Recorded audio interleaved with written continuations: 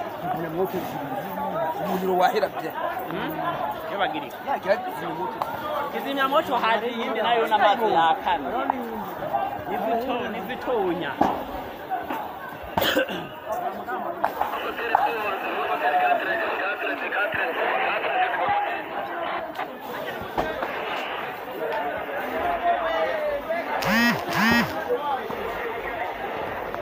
Ndabahaye mwiriwe canke mwaramutse bivanye naho buri umwe wese aherereye banywanyi bacu muriko murabana natwe makuru n'ibiganiro vya misi yose tubandanya gushikiriza kuri no mbonesha kuri yacu ari nayo yanyu Muhuza TV.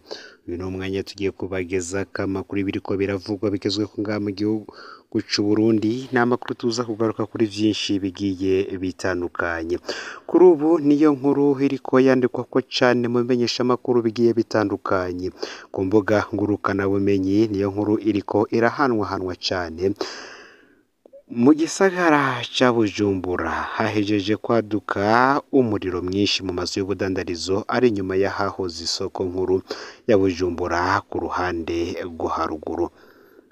Aho akaba ari ku muhingamo wo kuri uyu munsi genekerezo ya 20 ruheshi umwaka w'ibihumbi 2023, aho ibiduga bijejwe kuzimya umuriro vyari biriko birahashika ku bwinshi kugira ngo bishobore kuzimya uwo muriro. Station iri hafi y'ayo mazu nayo itarafatwa.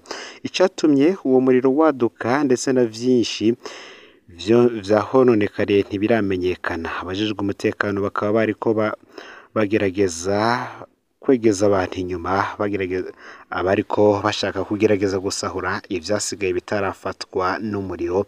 Ino nkuru tukaza kwigaruka ko mu buryo burambuye mw'idonido yano makuru.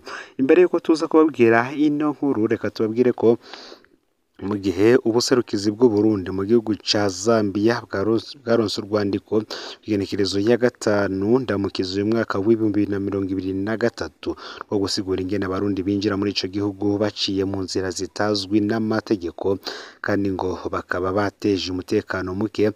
Abakenguza amateka kuri uyu munsi igenekerezo ya 20 ruheshi umwaka w'ibihumbi 2023 babajije umushikiranganje w'imigenderanire y'u Burundi n'andi makungu Ambasaderi Robert Shingiro ico ubushikiranganje arongoye butegekanya gukora kugira abarundi baja muri ico gihugu boroherwe kandi batekane mu bikorwa vyabo. Mu nyishu yatanze umushikiranganje akeburira ubwa mbere urwaruka kumenya ko kuja mu bindi bihugu ruciye mu kinywabi hatari vyiza kurirwo ku miryango yarwo ndetse no ku gihugu. Kabagira ibibazo benshi ngo nababa bagiye badafise impapuro z'inzira zibemerera kujayo. Mu gukemura ico kibazo umushikiranganje Albert Shingiro amenyesha ko bagiye kubandanya guhimiriza bene gihugu kwirinda guca mu nzira z'ikinywabi. Kabiri gukoresha inama imigwi yamaho ijejwe imigenderanire y'ivyo bihugu bibiri kugira abaganire kuri ico kibazo, gutyo abarundi bashobore koroherwa baronswe uruhusha rwo gukorera muri ico gihugu. Ikindi kandi ngo hari n'amasezerano yashizwe ko umukono ahuza imiryango ya Komesa, EAC ndetse na SADC kugira bashobore gukorera hamwe abantu baje baragenda atantambamye. Ayo masezerano ngo yaramaze gushirwa ku mukono n'ibihugu bitari bike, Burundi burimo hakaba hasigaye ibihugu 3 vyonyene. Ikindi kigiye gukorwa ngo nikijanye n'ibiganiro hagati y'ubuserukizi bw'ivyo bihugu vyompi. Iyi akaba ariyo nyishu Ambasaderi Albert Shingiro yatanze ubwo yarabajijwe iki kibazo n'abashinga amateka. Aya n'ayandi rero ntuze gucikwa, fyonda subscribe canke sabone kuri hoteli wa fyonda ko kugira ngo utoja ucikanwa n'amakuru n'ibiganiro tubandanya gushikiriza kuri no mbonesha kure yacu ari nayo yanyu mukunda muri beshi cyane Umuhuza TV. Muhaye kaze mw'idonido yano makuru aho ba uherereye hose. Nkuko nari mpejeje kubabwira mu mfunyafunyo mu gisagara cya Bujumbura hadutse umuriro mwinshi mu mazu y'ubudandarizo ari inyuma y'ahahoze isoko nkuru ya Bujumbura ku ruhande rwo haruguru. Ivyo bikaba vyabaye ku muhingamo kuri uyu munsi igenekerezo ya 20 Ruheshi uyu mwaka wa 2023, aho ibiduka bijejwe kuzimya umuriro vyahashitse ku bwinshi kugira ngo bishobore kuzimya uwo muriro. Sitasiyo iri hafi y'ayo mazu itarafatwa, catumye uwo muriro waduka co kimwe n'ivyononekaye ntibiramenyekana, kandi abajejwe umutekano bakaba bagerageje kwegeza abantu inyuma. Bamwe bariko bagerageza nyene gusahura bimwe mu vyasigaye bitononywe n'umuriro. Gushika maginga ya kandi ntago vyari vyatangazwa niba hari umuntu n'umwe uyu muriro woba wahitanye ngo awupfiremwo, nako kandi hatari hamenyekana ico bacateje uyu muriro nk'uko bivugwa n'abegereye n'amasoko yegereye iyi dosiye y'ibiriko biraba muri kano kanya. Abajejwe umutekano bahaje ku bwinshi rero, abapolisi ni benshi cyane mu gucunga umutekano waho hose, kuko ngo hari benshi bikika mu kiza bagashobora gusahura n'ivyari bisigaye. Ni mu gihe mu mwaka w'2021 hari ivyari vyaratangajwe, ndetse kuri ubu bamwe baba batanguye kwibaza niba koko ukugusha kw'iri soko vyoba bifitaniye isano n'iturirwa ry'isoko nkuru ya Bujumbura. Ariko natwe kuri ubu ntitwovyemeza kuko tukiriko turondera amakuru, amasoko yacu akaba ariko arabandanya gutohoza. Ntawuzi niba ikibazo gihari coba caturutse muri installation canke se ahandi. Ni nyuma yaho mu mwaka w'2021 hari imyidogo y'abadandaza bakorera muri Village Market i Bujumbura. Kuva rero aho isoko nkuru ya Bujumbura ituririwe, abadandaza batari bake barondereye ibibanza bakota vyegereye ahahora isoko yaturiwe kugira ntibatakaza abakiriya babo. Ni gutyo rero ngo hari abadandaza bimukiye aho bita kuri Village Market. Abo nabo bavuga ko ico gihe bafashwe nabi cane na nyene ico kibanza ariwe Pierre Caraveri, bagira ko ngo yaza haritoraguza akabadugiriza ko aho ashakiye kubera azi ko batagira iyo baja.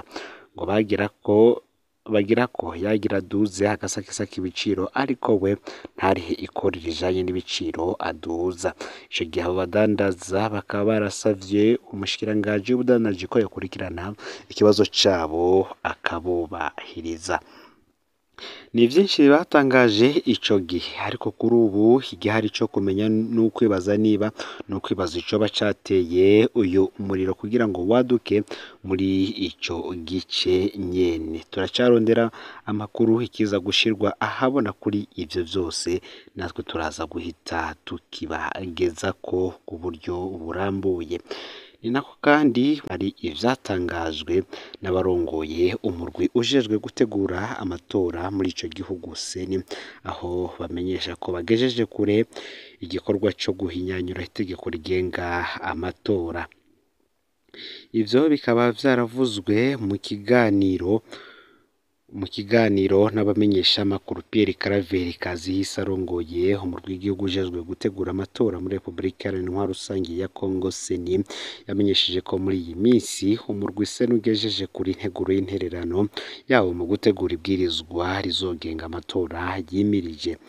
Iyo nteguro ikaba ngizwa kwisunga indinganizo nshasha y'intara, bafatiye ku vyagoranye mu matora yo mu mwaka w'2020 hamwe n'ivyavuye mw'isuzuma ry'inyuma y'amatora yo mu mwaka w'2020 ryagizwe n'aberwa n'amatora bose mu ntumbero yo gushikiriza uko babona vyageze hamwe n'ivyo babona vyohinduka, nk'uko bibandanya bivugwa na Pierre Caraveri Kazihise. Pierre Caraveri Kazihise amenyesha kandi ko iyo nteguro iza igeze ku ntambwe ishimishije. Yagize ati muri kino gihe turiko turavyegeranya, turabihanahana ko ivyumviro kugira tubishire mu nteguro tuzotanga ku babijejwe. Inyuma muri ivyo hazobonekamwo ibizoshirwa mw'ibwirizwa rizogenga amatora ari imbere.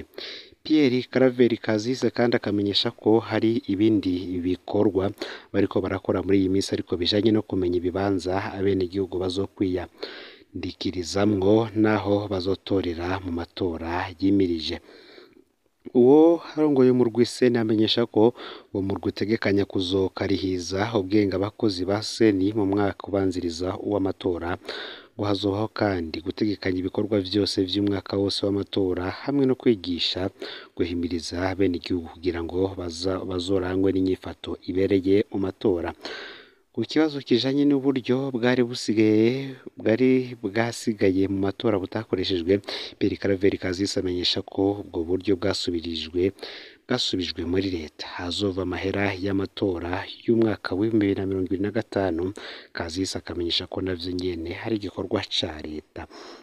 Nayo mu gihe haheze iminsi yibonekeza icuka kibi mu migambwe imwe nka seneri, Pierre Claver Kazise amenyesha ko umurwi seni utinjira mu ntunganyo ya leta, uvuga ko ivyo vy'imigambwe bibarizwa mu bushikiranganji bw'intwaro y'agati mu gihugu, ko aribwo buzomenya uko butorera umuti ibibazo vy'imigambwe kugira ngo amatora azogere hari icuka ciza. Ndabukenguruke rero we tubanye muri ano makuru yaragezwe ko muri kano kanya, vyonda subscribe canke sabone kuri hoteli wafyenda ko kugira ngo utojaho ucikanwa n'amakuru n'ibiganiro tubandanya gushikiriza. Sangiza n'amakuru bagenzi bawe aho babaherereye hose nabo kugira ngo batoje bacikanwa n'abiriko biravugwa bigezwe ko ngaha mu gihugu c'u Burundi, hanze mbezi igihugu c'u Burundi ndetse no mu makungu yakure. No Mpuza TV, Imana ibahezagire.